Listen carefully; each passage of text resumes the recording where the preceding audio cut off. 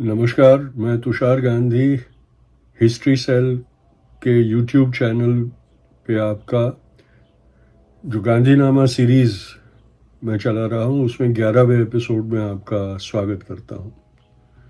इस एपिसोड में कस्तूरबा और मोहनदास के जीवन कथा आगे चलाने से पहले मैं आप सब दर्शकों से विनती करना चाहता हूँ कि आप जिन्होंने अब तक नहीं किया है वो हिस्ट्री सेल के यूट्यूब चैनल को सब्सक्राइब कर ले, ताकि हिस्ट्री सेल को ये चैनल चलाने में और उस पर इतिहास के रोमांचक और सच्चे इतिहास के बयान और उसके वाक़यात आप तक पहुंचाने में सहायता हो। इसलिए प्रार्थना है आपसे कि हिस्ट्री सेल के यूट्यूब चैनल को ज़रूर सब्सक्राइब करिए। तो चलिए आज आगे देखते हैं गांधीनामा के एपिसोड 11 में दक्षिण अफ्रीका में मोहनदास गांधी का बैरिस्टर गांधी से गांधी भाई तक का प्रवास और वकालत के साथ साथ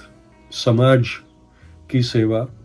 एक आंदोलनकारी, आजकल जिन्हें आंदोलन जीवी कह के तुच्छता से बरता जाता है, वैसा एक आंदोलन जीवी मोहनदास करमचंद गांधी दक्षिण अफ्रीका में उसके आंदोलनों की और उसके जीवन की कहानी मेरी जुबानी।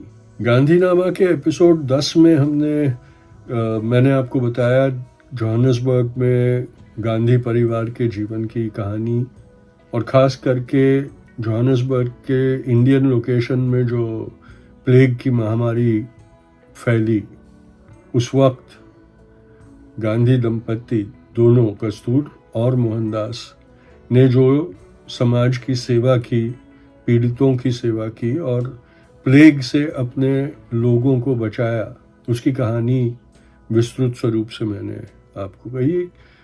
आगे बढ़ते हैं। ये सन 1904 का दौर था। अक्टूबर में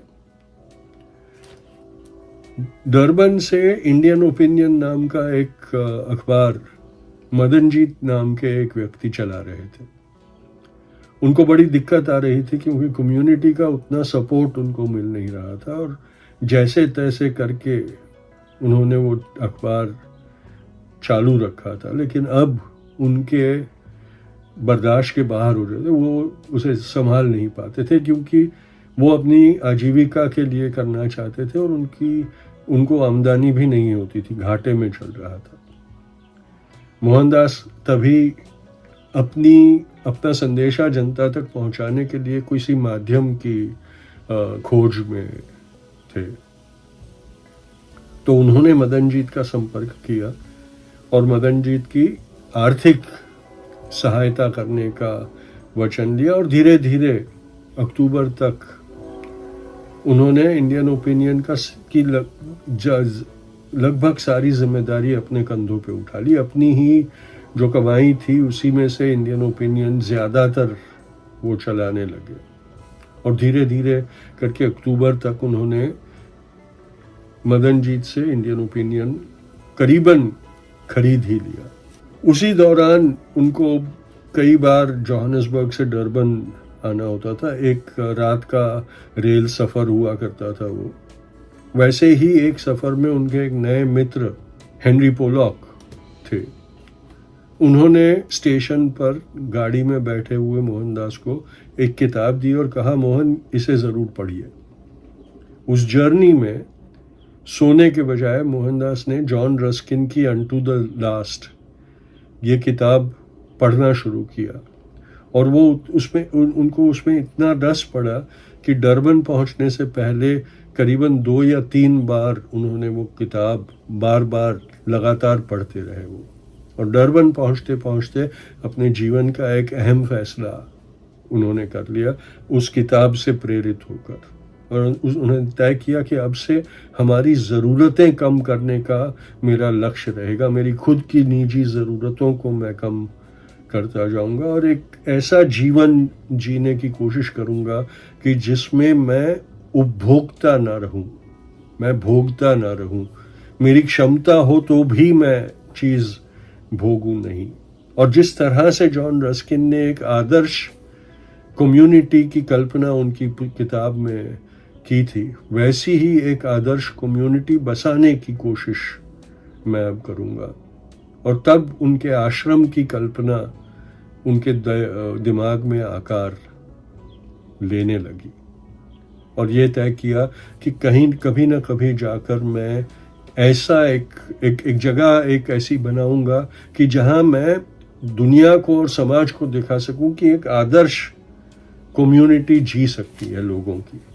और अगर कोई और ना आए तो मैं और मेरा परिवार उन आदर्शों पे जीकर लोगों को प्रोत्साहित करेंगे कि इस तरह से भी अपने उपभोग को कम करने, अपनी ज़रूरतों को कम करके स्वावलंबी जीवन हम जी सकते हैं। और इसी में से आश्रम की रचना की कल्पना मोहनदास को आई। उसी दौरान उन्होंने इनांडा के एरिया में उनको एक 100 एकड़ की ज़मीन मिली, और मोहनदास ने अपनी इन आमदनी में से वो 100 एकड़ ज़मीन खरीद ली। वो जंगल था, एक छोटा सा एक छोटी सी हिल थी जिसके नीचे एक छोटी सी नदी बहती रहती थी। पानी का स्रोत था उधर, पर बाकी जंगल था, पत्थर थे, पथराली जमीन थी और निरुपज जमीन थी। वो उसके इर्द गिर्द बड़े बड़े खेत थे, लेकिन ये जगह जो थी 100 एकड़ की, वो बंजर थी। मोहनदास ने वही खरीदी और बोली हम इसे अपनी मेहनत से उत्पादक जमीन में इसकी तब्दीली करेंगे, और यहाँ एक कम्युनिटी बसाने का उन्होंने तय किया। धीरे धीरे अपने रिश्तेदारों और जानने वाले लोगों को उन्होंने यहाँ आके बसने के लिए समझाया, और वो आए यहाँ पर। पूरी ज़मीन पर बिच्छू और सांप हुआ करते थे। हर रोज़ जहरीले से जहरीले सांप और बिच्छुओं का सामना करना पड़ता था। जो वयस्क लोग थे जो रहने आए फिनिक्स में, उनमें से ज़्यादातर लोग गिरमिटिया थे जो अपने कॉन्ट्रैक्ट में से आज़ाद हुए थे, और उनके पास ना ज़मीन थी ना रहने की जगह। तो उनको सबको मोहनदास ने ये आश्वासन दिया कि ये ज़मीन उपजाऊ करके हम लोग सब अपना घर यहीं बसाएंगे और हम यहाँ एक साथ रहेंगे, और जो हम उगाएंगे उसी में से हमारा जीवन चलाएंगे। तो धीरे धीरे धीरे करके लोग बढ़ते गए, ज़मीन साफ होती गई। मोहनदास भी अपना श्रमदान करते थे, और धीरे धीरे धीरे करके उस बंजर पथराली ज़मीन में से उपजाऊ ज़मीन बनाते गए वो लोग। और इस तरह से मोहनदास करमचंद गांधी के पहले आश्रम की स्थापना की, जिसको उन्होंने फीनिक्स सेटलमेंट नाम दिया। इस तरह फीनिक्स में जॉन रस्किन की किताब अनटू दिस लास्ट के आदर्शों पर एक आदर्श कम्युनिटी की स्थापना और मोहनदास करमचंद गांधी के पहले आश्रम की स्थापना हुई।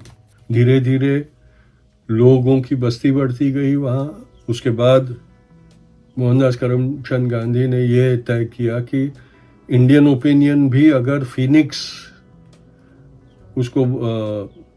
से उसका प्रकाशन किया जाए तो श्रमदान से उसका प्रकाशन हो सकेगा, और वहाँ रहने वाले ही लोग उसका उत्पादन कर सकेंगे, और उस हालात में इंडियन ओपिनियन को चलाए रखना संभव होगा, वरना उसके पीछे बहुत खर्चा हो रहा है।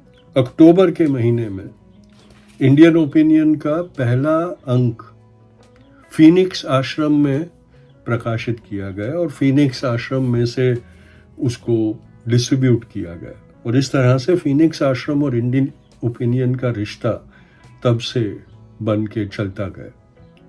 उसी वक्त, उसी अरसे में डरबन में भारतीय मूल के जो व्यापारी गण थे, जो लीडरान थे, उनकी एक मीटिंग में बापू ने आदर्श जीवन, एक सादगीपूर्ण जीवन जिस जीवन और स्वावलंबी जीवन के महत्व के बारे में बोला और बोलना शुरू किया। ये वकील बैरिस्टर मोहनदास करमचंद गांधी के जीवन में एक बड़े बदलाव की शुरुआत थी। उसी दरमियान इंडियन ओपिनियन के जो पहले मालिक थे मदनजीत, उन्होंने फैसला किया कि अब मैं स्वदेश वापस लौटूंगा। तो उनको अलविदा करने के लिए एक समारोह में की अध्यक्षता गांधी भाई ने डरबन में की। नवंबर दिसंबर के दरमियान फिनिक्स आश्रम की जगह खरीदी थी उन्होंने। उसी दरमियान फिर ये सारी बातें भी हुई, पर इसका मतलब ये नहीं हुआ कि अब मोहनदास अपने आश्रम में व्यस्त हो गए थे।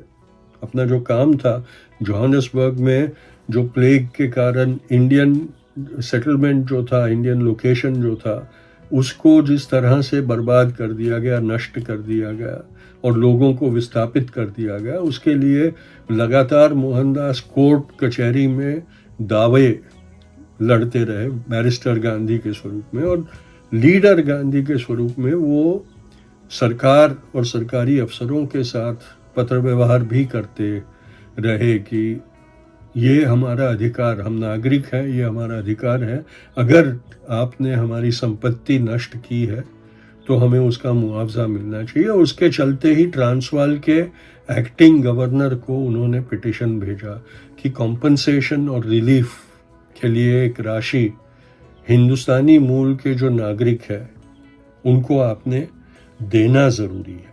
1905 की जुलाई में इंडियन ओपिनियन के एक अंक में तंत्री के आलेख में सबसे पहली बार मोहनदास करमचंद गांधी ने ये अपील की कि भारत में नमक के ऊपर जो कर अंग्रेज वसूल कर रहे हैं वो नाजायज है और उसको खारिज करना चाहिए। हम सब जानते हैं, समझते हैं कि 1930 में भारत आने के बाद 1930 में दांडी कूच करके नमक सत्याग्रह किया था, लेकिन नमक सत्याग्रह के बीज दक्षिण अफ्रीका में 1905 के पहले से मोहनदास करमचंद गांधी के दिमाग में पिरोए गए थे। तभी जाके 1905 की जुलाई में इंडियन ओपिनियन के एक अंक में मोहनदास करमचंद गांधी ने लिखते हुए ये लिखा कि भारत में जो नमक के ऊपर कर लगाया गया है वो अमानवीय है और सरकार ने इसको जल्द से जल्द खारिज कर देना चाहिए। तो दक्षिण अफ्रीका में रहते हुए भी भारत की समस्याओं के ऊपर ध्यान रखना, उनके बारे में भी चिंता प्रदर्शन करना, उनके बारे में भी अपनी टिप्पणी राय देना उन्होंने जारी रखा था। ऐसा नहीं था कि वो सिर्फ दक्षिण अफ्रीका पर ही ध्यान केंद्रित करके रहे थे। दक्षिण अफ्रीका में काम कर रहे थे, वकालत भी कर रहे थे, लड़ाई, लोगों के अधिकारों की लड़ाई भी लड़ रहे थे और हिंदुस्तान में होने वाली डेवलपमेंट्स के ऊपर भी नजर रखे हुए थे। 19 अगस्त 1905 के इंडियन ओपिनियन के अंक में बंगाल के विभाजन का विरोध मोहनदास करमचंद गांधी ने किया।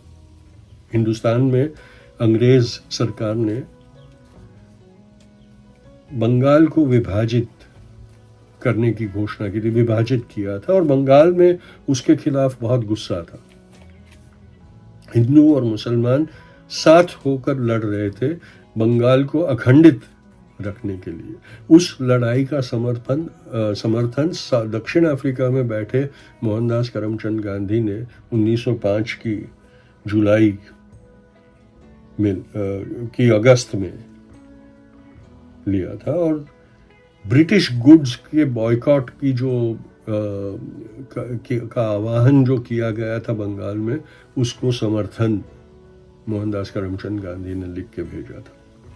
यह भी ऐसी भी बात नहीं थी कि दक्षिण अफ्रीका में मोहनदास करमचंद गांधी सिर्फ हिंदुस्तानी मूल के लोगों का ही नेतृत्व कर रहे थे और उनकी ही व्यथा को आवाज दे रहे थे। 9 सितंबर के इंडियन ओपिनियन के एडिटोरियल में मोहनदास करमचंद गांधी ने दक्षिण अफ्रीका की खदानों में जो चाइनीज लेबरर्स काम कर रहे थे उनके साथ किए गए जा रहे अमानवीय, उनका शोषण और उनके साथ किए जा रहे अमानवीय व्यवहार की भी टिका उन्होंने पुरजोर से की थी। इंडियन ओपिनियन नाम था। नाम पर से ऐसा महसूस हो रहा था कि सिर्फ हिंदुस्तानियों की चिंता थी, पर ऐसा नहीं था। हर वो माइनॉरिटी जिसके ऊपर अत्याचार हो रहा था, अन्याय हो रहा था, उनको आवाज मोहनदास गांधी वहां रहकर दे रहे थे। साथ साथ हिंदुस्तान में भी उन्होंने, क्योंकि अंग्रेजों ने बंगाल में चल रहे आंदोलन को तोड़ने के लिए हिंदू मुसलमानों के बीच फूट डालने की कोशिश करना शुरू किया था। दक्षिण अफ्रीका में बैठे मोहनदास करमचंद गांधी ने इसके ऊपर चिंता दर्शाई और कहा कि अगर हिंदू और मुसलमान बंगाल में विभाजित हो जाएंगे तो बंगाल को एक रखने के लिए जो लड़ाई लड़ी जा रही है वो कमज़ोर हो जाएगी। इसलिए ये ज़रूरी है कि इस लड़ाई में हिंदू और मुसलमान एक होकर, एकजुट होकर लड़ते रहें। और फिर अपनी पूरी जिंदगी दक्षिण अफ्रीका में और हिंदुस्तान में लौटने के बाद उन्होंने हिंदू मुस्लिम एकता के लिए वो काम करते रहे, हिंदू मुस्लिम एकता का संदेशा देते रहे। और आखिर में उनके हथियारों ने मुस्लिम तुष्टीकरण का बहाना बनाकर उनकी हत्या को जायज ठहराने की कोशिश की। और हत्या करने के बाद आज तक वो विचारधारा वही आक्षेप बापू पर करती चली आ रही। ये एकता के महत्व का अंदाज मोहनदास करमचंद गांधी को दक्षिण अफ्रीका में ही आ गया था कि लड़ाई लड़नी है तो लड़ने वाला कितना भी कमजोर क्यों ना हो, अगर एकता होगी तो वो लड़ाई लड़ने का सामर्थ्य उनका बढ़ता जाएगा। उसी दौरान 18 नवंबर के इंडियन ओपिनियन के अंक में उन्होंने ब्रिटिश सल्तनत की इसके लिए भी टिक्का की कि अपने सल्तनत में जो जापानी इमिग्रेंट काम कर रहे थे, रह रहे थे, उनके साथ बहुत दुर्व्यवहार किया जा रहा था और ये जायज नहीं था। तो सब लोग, जिन जिन लोगों के साथ अन्याय हो रहा था, जिन जिन लोगों के साथ पक्षपात पूर्ण रवैया अपनाया जा रहा था, वो सारों के लिए मोहनदास करमचंद गांधी अपनी आवाज उठा रहे थे। 1906 की फरवरी में अंग्रेज जो हुकूमत थी, कॉलोनियल हुकूमत थी जो ट्रांसवाल और नाटाल की, वो जो ज़ूलू वहाँ के रहवासी थे उनके ऊपर काफ़ी अत्याचार कर रही थी। और ज़ूलू नेशन एक बहुत बड़ा समुदाय था जिसके चीफ उसको चलाते थे और वो अंग्रेज़ों के पीठ में कांटा था और वो हमेशा ज़ूलुओं को कमज़ोर करने के लिए प्रेरित रहते थे, कुछ ना कुछ करते रहते थे। तो ज़ूलू लोगों को अपनी ज़मीनें छोड़ना मजबूर करते करते करते उनको छोटे छोटे इलाकों में केंद्रित कर दिया था और वहाँ पर भी उन्हीं की ज़मीन पर उनको रहने के लिए, उनको खेती करने के लिए, अपने पशुपालन करने के लिए उनके ऊपर कर लादे जा रहे थे, अमानवीय कर। एक दिन एक जो टैक्स कलेक्टर था उसके ऊपर गुस्सा होकर उस जगह के जो ज़ूलू चीफ थे उस वक्त के, उन्होंने उसका कत्ल कर दिया। अंग्रेज़ों को बहाना मिल गया कि ये विद्रोह है, जुल्म है और हम इसका उनको पाठ सिखाएंगे, न्याय करेंगे। और न्याय करने का बहाना करके उन्होंने एक पूरा मिलिशिया खड़ा कर दिया, कमांडोज का, जिसमें आर्मी रेगुलर्स और सिविलियन इर्रेगुलर्स जो समाज के कंटक थे, सरफिरे लोग थे, उनको जमा करके, उनको हथियारों से लैस करके एक कमांडो खड़ा किया और ज़ुलू लोगों को पाठ सिखाने के लिए, उनके ऊपर कानूनन कार्रवाई करने के लिए हम आक्रमण कर रहे हैं, ये बहाना बनाकर वो ज़ुलू नेशन में घुसे और ज़ुलू अपराइजिंग, वहाँ उसको कहा गया, इतिहास ने उसको ज़ुलू अपराइजिंग कहा। बहुत बर्बरतापूर्ण रवैया किया गया, पर उस वक्त मोहनदास करमचंद गांधी अभी भी अपने आप को अंग्रेज सल्तनत का वफादार नागरिक कहला रहे थे और वफादार नागरिक होने के कारण उनको और उनके जैसे लोगों को, भारतीय मूल के लोगों को समान अधिकार, समान न्याय, समान रियायतें मिलती हो रहे, इसका आग्रह वो कर रहे थे।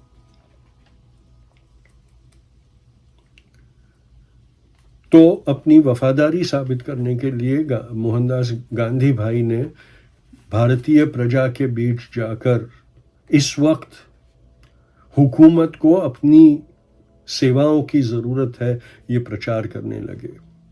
अहिंसा में मानने लगे थे, इसलिए लड़ाई लड़ने से वो परहेज रखते थे और इसीलिए जैसे बोर वॉर में स्ट्रेचर बेरर कोर थी, वैसे ही ज़ुलू अपराइजिंग में एक एम्बुलेंस कोर की रचना की कल्पना उन्होंने भारतीय मूल के लोगों को दी। स्ट्रेचर बेरर कोर के जो साथी बचे हुए थे उनको इकट्ठा किया, नए जो स्वयंसेवक थे उनको केंद्रीय जमा करके एक इंडियन एम्बुलेंस कोर बनाई और कॉलोनियल हुकूमत को ये उन्होंने संदेशा भेजा कि हम लड़ाई के मैदान में, जंग मैदान में हम घायलों की सेवा करने के लिए हमारी सेवा दान करना चाहते हैं। अंग्रेजों ने ये माना। मोहनदास करमचंद गांधी और वॉलंटियर्स का मेडिकल चेकअप किया गया और फिटनेस सर्टिफिकेट मिलने के बाद इंडियन एम्बुलेंस कोर का गठन फॉर्मलाइज किया गया। उस वक्त गांधी भाई को सार्जेंट मेजर की ऑनररी पदवी भी दी गई ताकि वो इंडियन एम्बुलेंस कोर के कमांडिंग ऑफिसर हो सके। ये टेम्पररी रैंक थी और ऑनररी रैंक थी, इसमें मिलिट्री रैंक की तरह इसमें उनको कोई बेनिफिट नहीं मिलने वाला था। सिर्फ उस काम में दूसरे अफसरों के साथ वो कोऑर्डिनेट कर सके और अपने नीचे के जो लोग थे उनको का कमांड वो कर सके, इसलिए दिया गया। और फिर 21 जून को इंडियन एम्बुलेंस कोर को जंग मैदान में जाने के ऑर्डर मिले। 22 को वो लोग सारे गांधी भाई के नेतृत्व में जंग मैदान में उतरने के लिए रवाना हो गए। अब तक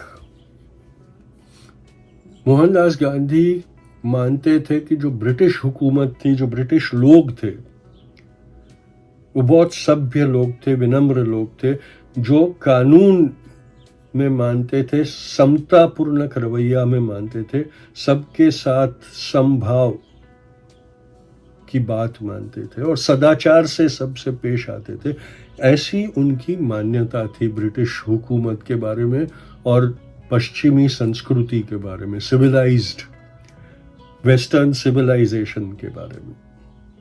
पर जब वो ज़ुलू लैंड में गए और जो लड़ाई चल रही थी वहां पहुंचे और तब जो नजारा उन्होंने देखा, उनका मन विचलित हो गया, क्योंकि उन्होंने देखा कि किस तरह से बेसहारा लोगों का नरसंहार किया जा रहा था। जो लकड़ियां और भालों के साथ लड़ रहे थे उनके ऊपर बर्बरता पूर्वक गोलियां बरसाई जा रही थी और कत्ले आम किया जा रहा था। रण मैदान छोड़ के भाग रहे ज़ुलुओं के ऊपर गोलियां बरसाई जाती थी। उस लड़ाई या उस कत्ले आम, उसे लड़ाई नहीं कहा जा सकता, वो कत्ले आम था। उस कत्ले आम के स्टैटिस्टिक्स के मुताबिक जो ज़ूलू मरे थे उनमें से 90% से ज़्यादा ज़ूलुओं को पीठ में गोलियां लगी थी। यानी जानबूझकर मैदान छोड़ के भाग रहे लोगों के ऊपर अंग्रेज़ों ने गोलियां चलाई थी और उनको मारा था।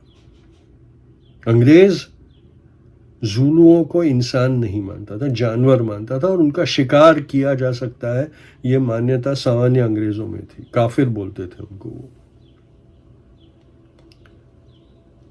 औरतों की इज्जत लूटी जा रही थी। इज्जत लूटने के बाद, गैंग रेप करने के बाद उनका कत्ल कर दिया जाता था। उसमें बच्चियों पर भी उसी बर्बरता पूर्वक रवैया, बच्चियों का बलात्कार होते हुए मोहनदास ने देखा। ये सब देखकर मोहनदास के मन में एक घृणा पैदा हुई, विरक्ति पैदा हुई कि क्या, कौन सी सभ्यता है, कौन सा समाज है, कौन सी इसमें कौन सा कानून है जो ये सब करवाता है। उस दिन के बाद वेस्टर्न सिविलाइजेशन के बारे में उन्होंने प्रश्न चिन्ह लगाना शुरू किया कि वेस्टर्न सिविलाइजेशन है भी या क्या है। उसी दौरान, उसी वक्त पर कई बार जॉन रस्किन की किताब पढ़ने के बाद अपनी ज़रूरतों को कम करने के जो प्रयोग मोहनदास करने लगे थे, उसी के चलते ब्रह्मचर्य का ख्याल भी उनके दिमाग में आना शुरू हुआ था। कई बार अपनी पत्नी कस्तूर को कहकर ब्रह्मचर्य की शपथ उन्होंने ली थी और पत्नी के साथ शारीरिक संबंध अब से नहीं रखूंगा, ये प्रतिज्ञा की थी। पर जवान थे, सामान्य इंसान थे, शारीरिक जरूरतें थी, तो कई दफा ये प्रतिज्ञा करने के बावजूद कस्तूरबा के लिए, कस्तूर के लिए प्रेम और पत्नी से संभोग का मोह वो छुड़ा नहीं पाए थे और ये प्रतिज्ञा कई बार उनसे टूटी थी और ये कहीं ना कहीं जाकर उनको खटक रही थी कि ये मेरी कमजोरी, जो स्वाभाविक इंसानी फितरत, मर्दाना फितरत थी, उसको वो एक तरीके से कमजोरी मानने लगे थे। और ये व्यथा उनके मन में चल रही थी कि मैं क्यों इतना कमजोर हूं कि मैं ब्रह्मचर्य नहीं पाल सकता।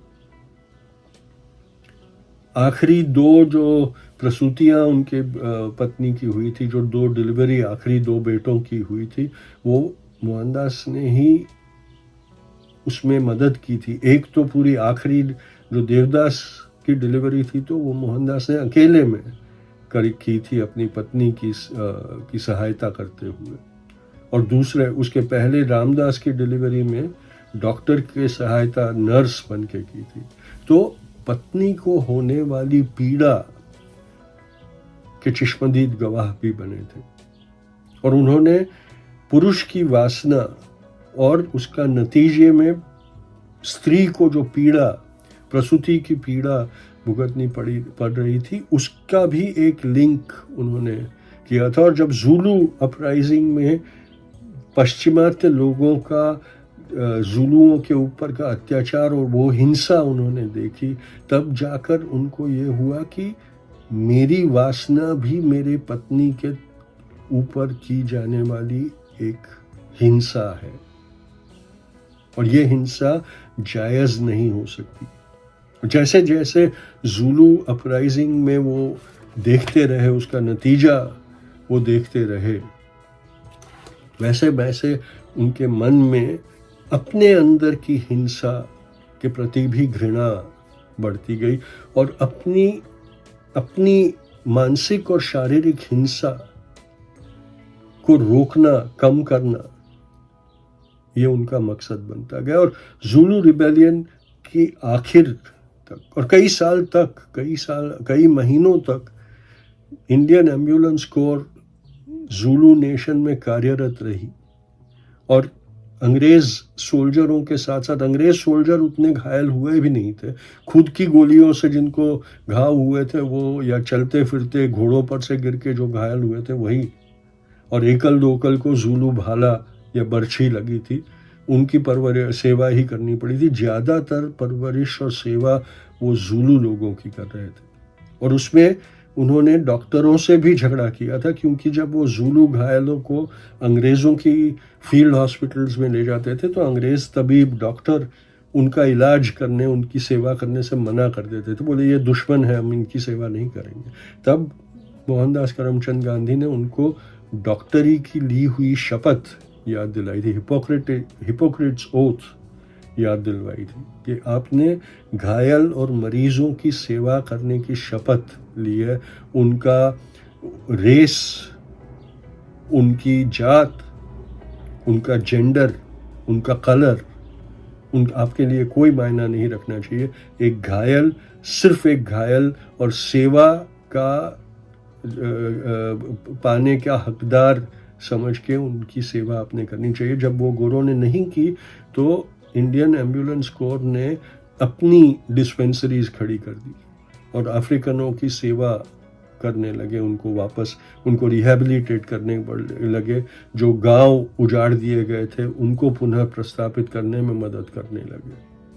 और इस तरह अंग्रेज़ों के वफादार होने के नाते अंग्रेज़ों की सहायता के लिए उस विद्रोह में, उस अपराइजिंग में भाग लेने गए हुए सार्जेंट मेजर गांधी अंग्रेज़ों के दमन और अत्याचार और बर्बरतापूर्वक रवैया को देखकर उनके विक्टिम ज़ूलुओं की सेवा करने लगे। आज मोहनदास गांधी के खिलाफ एक कैंपेन चलाया जा रहा था कि वो रेसिस्ट थे। अगर वो रेसिस्ट होते तो ज़ूलुओं की मदद ज़ूलु अपराइजिंग में वो ना करते।